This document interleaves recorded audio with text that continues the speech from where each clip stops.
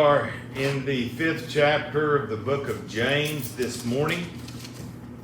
We are continuing talking about the misuse of riches. In verse 1, it talks about the reality of riches. And riches will not last. They're only here in this world. And he notes here in going on down to verse 3, that we need to be thoughtful on where we store up our riches. Whether we store our riches in this world or if we store our riches in heaven. And that's what he's talking about here. Now, in verse 4, he talks about the misuse of riches. In other words, the abuse. And what was going on here was those that had the money, they were not paying their laborers appropriately, or they were not paying their laborers at all, and they were hoarding back the money. In other words, we might denote it today as those who are elite. That's the word is commonly used today. And they want all the money, and they don't want anybody else to have any. And they will do whatever they need to do to take those that are poor or those that don't have as much. They want to get as much from them as possible. And we see that constantly in our world today. In verse 5, it notes the reality that they were those who wanted to live luxurious on this earth. It had led to wanton pleasure, but it had fattened their hearts for the day of slaughter. And, that's the thing. Those that are of that, I don't know what you would call it, the elite, if they're not following God, they're in trouble. If they're figuring all these things in the world is going to get them through, they're wrong. And, I've even heard people say, well, I'm rich. God's not going to keep me out of heaven. Well, I go back to the parable of the rich man and Lazarus, or the story of the rich man and Lazarus would be a better way to put it. The rich man didn't make it. Lazarus, the poor old boy that was out there, had nothing, scraping a little food off the ground with the dogs. He made it to that place called paradise, Abraham's bosom. And so he had it made.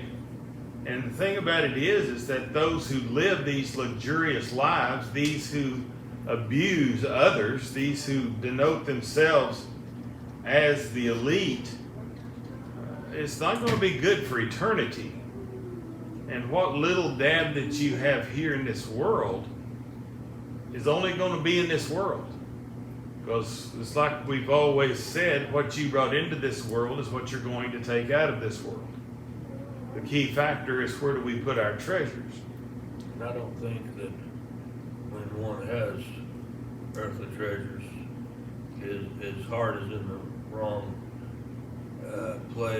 wrong way, and he keeps seeking more and more. More and more. And the more and more he seeks it, the further away God is. Yeah, that's true.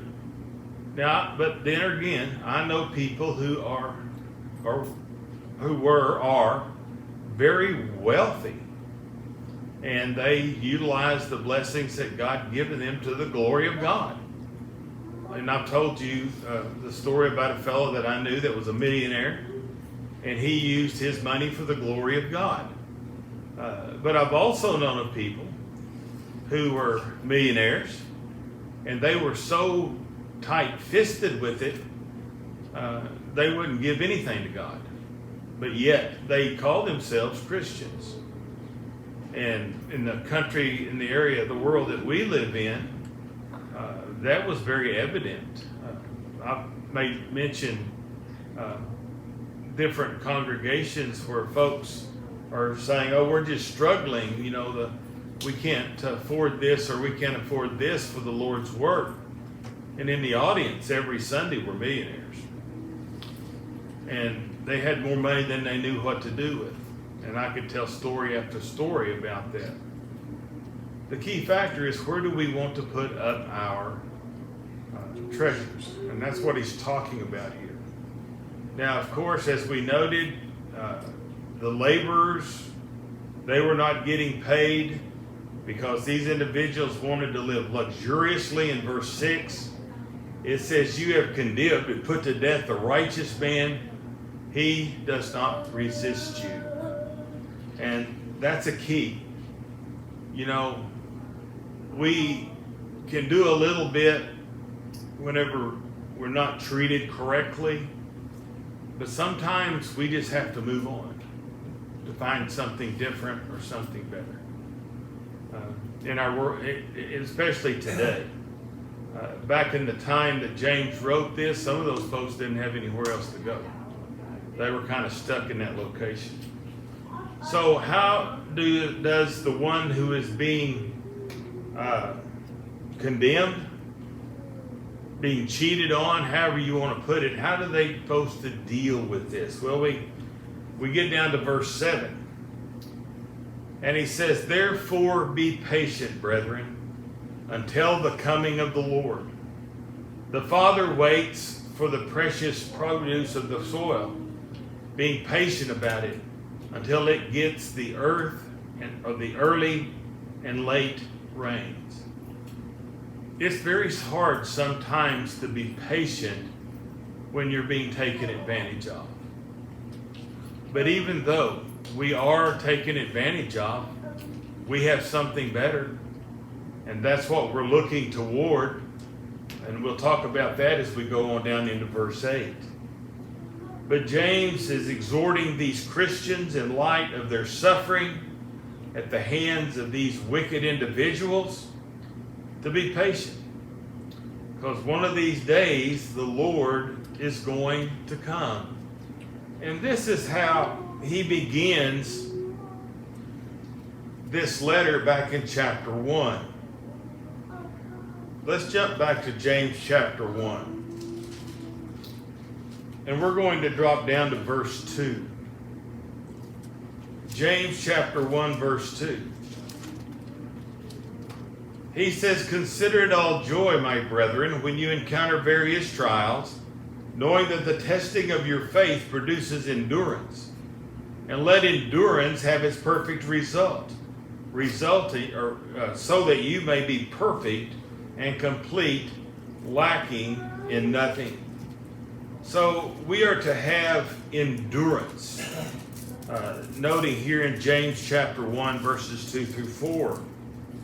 And that brings to light that we have to be steadfast, consistent.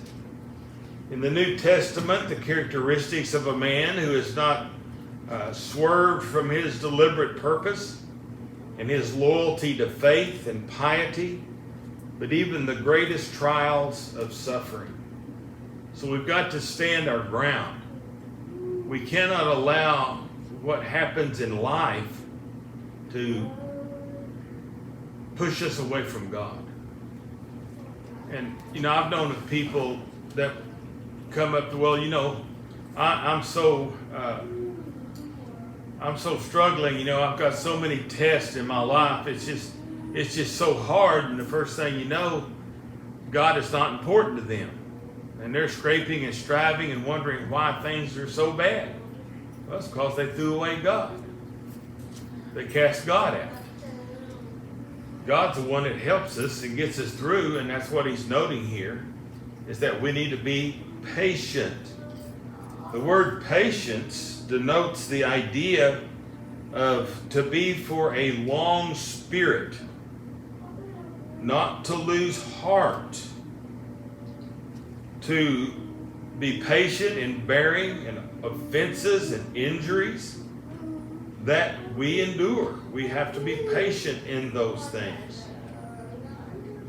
It's not hard.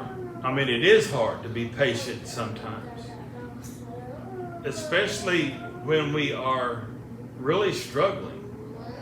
I think about individuals who are in a situation that they're hungry. They have no food. They have no way of taking care of themselves. And those that are in power above them, they're not taking care of their part of the deal. And we know of countries that are like that. That people are out there in poverty, they're starving, and yet you look at those that are in power, the elite, they're living in luxury like we've talked about here. It boggles my mind that here in our own world, in our own country, that there be anyone that's hungry. It just blows my mind. But there are. And, I can't even fathom the reality of children in our country being hungry. Because you can get help, you can get assistance, people will help you. I know there's a program, I don't know how much they're doing it around here, where they send the backpacks home with children. They do that here. But I was told a story of a little girl that she got her backpack every Friday night, Friday when she left school. And the teacher noticed that on Monday when it come back, it was filthy. It was what? The backpack was just filthy. Well, she asked the little girl why the backpack was so filthy. And the little girl said, she says, when I go home, I hide it under the house. And I share what I get with my, I think it was a little brother or a little sister, her sibling, so that we can have food over the weekend. And that just boggles my mind that this child is taking this and sharing. I mean, that doesn't boggle my mind. It's where are the parents? Why aren't the parents feeding these children? My kids, we've always had groceries at my house. Now, sometimes it might not have been what you wanted to eat, but we always had canned goods that we put up. We put up our own meat, we put up our own whatever, and we've got garden stuff that's growing right now. Apricots. Somebody said that, or somebody had some apricots. Probably going to be ready the end of this week or the first of next. Yeah. You know what that means? They got to get put up. Fried pies. Huh? Fried pies. Fried pies. I'll try to get you some fried pie. That's the only fruit that we've got this year is those apricots. But we do have apricots this year. And we're going to pick them and we're going to put them up for hard times. And I don't understand, why people who are struggling struggle as hard as they do. You could get assistance. I don't know what it's all called. There's places over here at Hobart, Elk City, that they have food banks. If you're hungry, there's people that would give you groceries if you really need it. But those little kids, I cannot believe children are hungry in America. And it's not the kids' fault. To me, a lot of it is because we enable. Yeah. And the parents, they go gambling or They find other waste things to waste do what they- drugs, whatever, Yeah. and know that their kids are going to be fed at school. They're going to get these programs at school. Yeah. We messed up somewhere way back. Not way back, because it wasn't that way when we were kids. Well, back whenever we were kids and before, there was places in America that children were hungry because of the elite. Those rich folks were not taking care of those poor folks. And you know, I see a few videos about the Appalachians people and how they worked in those coal mines and how they weren't paid very well, and they had the company store and all of that stuff. Well, that happened in a lot of places. The songs.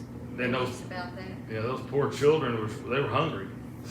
I was watching one the other day, and it was talking about how this family, large family, and they had a few acres, and the dad would work in the coal mine, and then he would come home and farm the place, and it was not good land. And the mother would take care of the kids, and they had about 7, 8, 10 kids, who knows. And those poor little old kids didn't have nothing. But you know, the thing about it is like you say, the parents. Here's a man that works all day in a coal mine, and number one, I ain't going in a coal mine. It's too close. Not going down there. I don't think we would have a big coal mine hole if I was in there. I promise. I'd be tearing my way out of there. But anyway, but he worked all day, and I'm sure that's hard, long work. And sometimes probably 12 hours a day or more, then go home and work. And you know, we've all done that. Work all day, you go home and you have your garden or whatever that needs to be tended to. We've always done that, me and my family. We've always had that kind of a deal going on. Women always have work to do. Huh? You didn't always have your garden? Help me. Women always have work to do. There's still cooking to be done. There's always washing something to be done. and cleaning. Yeah. I'm kidding. I've been wondering when that was gonna. Come up. No, I've been wondering whenever I was gonna get to go home and just kick back, you know. Yeah. I always had something else to do when I got home. There's always something. And I'd get, if I don't have something like that to do, I get frustrated. You know, I guess because I'm so used to it. But, you know, whenever we had young family, we had 3 lots, and half of that was in garden. And then we had chickens back in the back behind that. So when I got home, I had things to do. You know, I had to tend to the garden, tend to the chickens. The good part about having a big garden like that, you ain't got to mow as much. Currently, my garden should be bigger, but that's all I'm getting done is mowing. But you know, we always had something to do. We just, but like you say, people don't live that way anymore. And they waste what little bit they have. But for those that are striving and struggling, he says, be patient until the Lord comes. And it doesn't matter how bad it gets or how bad it will get in our world. If you're faithful, and that's what he's talking about here, we're faithful, we're patient. One of these days, we're going to have everything. We're going to be like the Lazarus. We're going to be like that poor beggar. We're going to have the greatest, and it's going to be in that heavenly abode. Let's look at the book of Hebrews, chapter 6.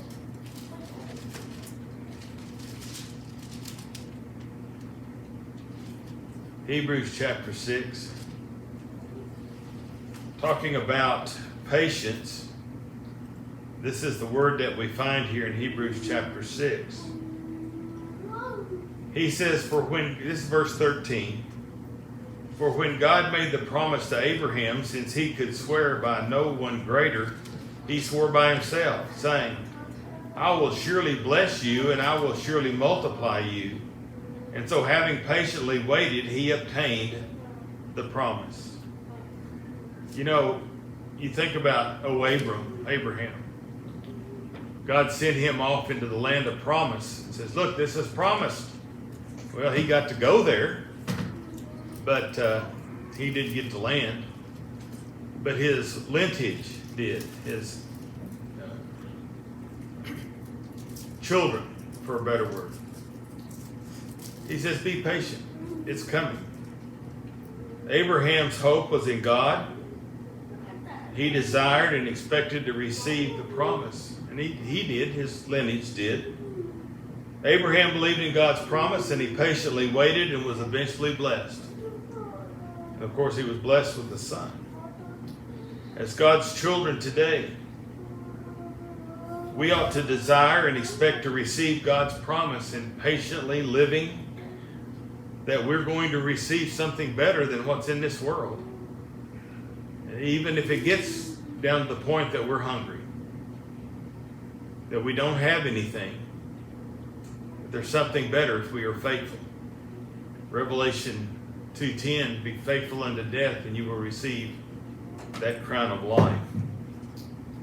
As the farmer hopes here in the back in James chapter 5,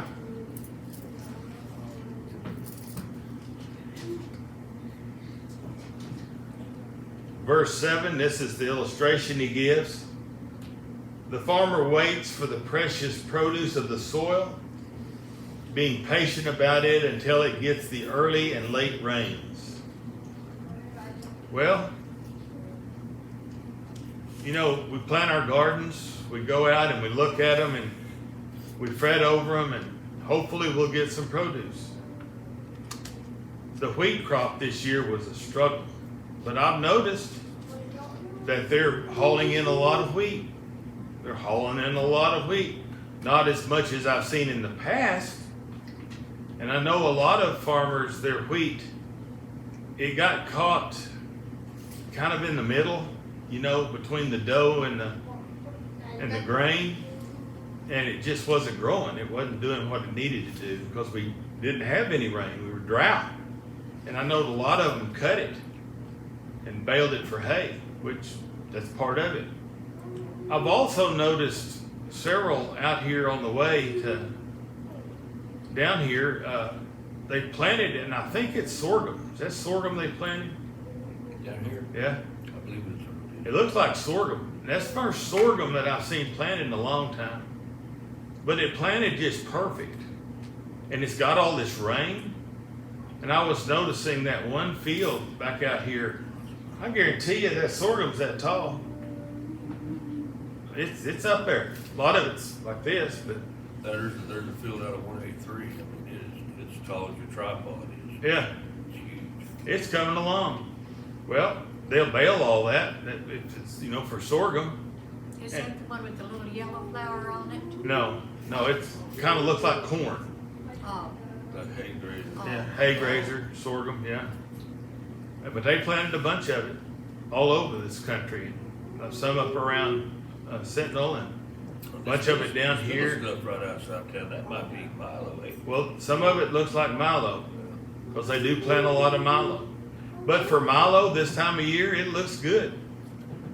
You may tell you how tall my corn is? Still in the sack. It ain't got in the ground. I haven't got it in the ground yet. So, oh well. I had great plans for that crop. But the thing about it is, we put the seed in the soil and we hope it comes up. And we hope it rains. You know, most of us don't have irrigation systems. Do on the garden in the backyard, but not out in the field. But God's blessed us so much this year. And that's this sorghum, the Milo, whatever they've got out there. I'm sure the corn is coming up good. I haven't been back over where they plant the corn very much, you know, kind of north of Hobart over in there. They plant a lot of corn. I haven't been over in there, but I'm sure it's doing well with this rain. So we got to be patient. And I guarantee you, if you raise a crop, it takes patience. I had a friend one time. He was a farmer, and his patience was he'd sit out there all day long and see if it's coming up. And the first one that broke the ground, he'd go out there, and measure it, and make sure. You know, he wasn't very patient, but always had a crop. You know, but we need to be patient like the farmer. Going on quickly here at verse 8, it says, "You too be patient, strengthen your hearts, for the coming of the Lord is near." As Christians, we patiently await the promise of the coming of Jesus and that crown of glory. The Apostle Peter said that it was going to come in due time. Let's look at 1 Peter chapter 5. 1 Peter chapter 5. We'll drop down to verse 4. 1 Peter 5, verse 4. And when the chief shepherd appears, you will receive the unfading crown of glory. You young men likewise be subject to your elders. And all of you clothe yourselves with humility toward one another. For God is opposed to the proud, but gives grace to the humble. Therefore humble yourselves under the mighty hand of God, that he may exalt you at the proper time, casting all your anxieties on him, because he cares for you. Endurance is a characteristic trait of being a child of God. And we should not let any person, any event, cause us to give up on that hope of heaven. Nothing can come our way. Satan cannot cast anything before us that we cannot overcome. When Jesus comes, we'll be ready. In the book of Hebrews, the 9th chapter. Hebrews chapter 9.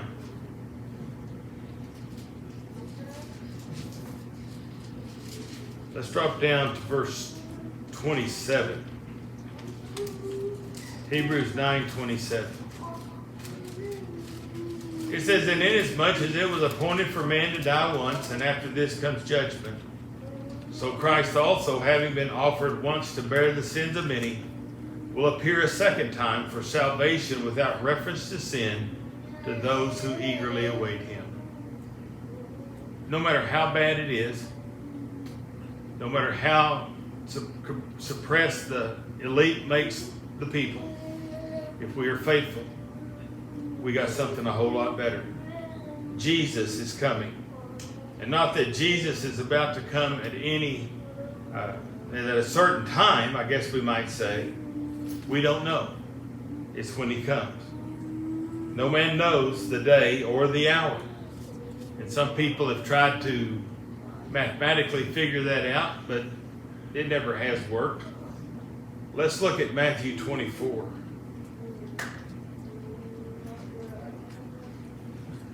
We'll drop down to verse 36.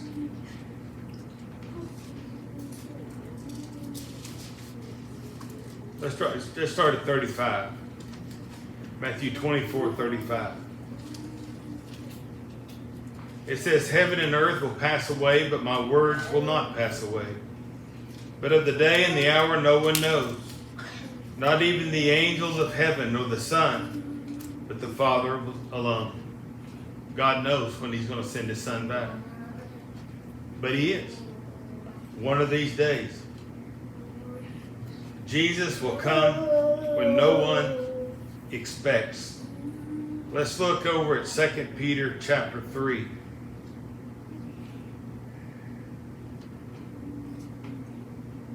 2 Peter chapter 3, we'll drop down to verse 8.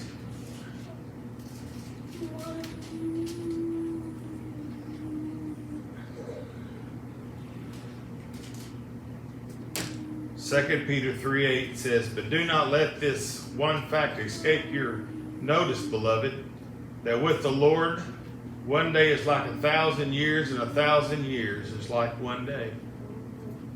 The Lord is not slow about his promise, as some count slowness, but is patient towards you, not wishing for any to perish, but all to come to repentance. One of these days, Jesus is going to come back. And we need to be patient. And we need to strengthen ourselves. Because yes, Jesus is coming back. And it doesn't matter how terrible it is here. Even if we are suffering under the boot heel of the elite, we got something better. So we'll begin right there next Lord's Day morning.